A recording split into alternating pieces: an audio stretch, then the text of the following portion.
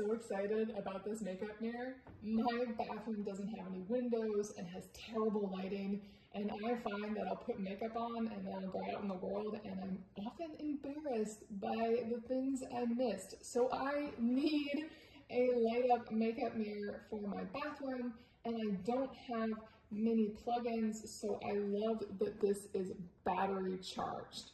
So let's open this up and see if it's as good as I'm hoping it is. It comes really well packaged, so it should look great. It has a charging plug for the battery. As I understand it, the battery should last 4 continuous hours once charged. Here is the base. It is clearly a simple twist on to put the top on.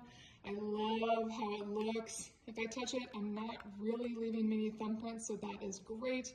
It won't get dirty too quickly. And on the bottom, it is fully felted, so it will not damage your countertops. It also has really good weight, so it will hold everything upright. And then here is the mirror. Here is how the mirror looks. Let's twist it on. There we go. It's very streamlined and minimalist. I love that. I can move this mirror back and forth as I want, but it doesn't move too fast. It's not gonna fall, so I can adjust it however I want. And I can also tell that if for any reason it gets too loose over time, I can tighten these bolts right here. So that is a good thing to know. I'm always looking for what those future breakage points might be. And then it has 2 sides to it. We have the magnification side that will make everything much larger. And then we have the normal side, which is just, of course, a perfect mirror. Now it has 3 color temperatures, and I simply tap this little light bulb right here, which you can barely see. When I tap it the first time, we get a white light. Tap it again, you get a warm light.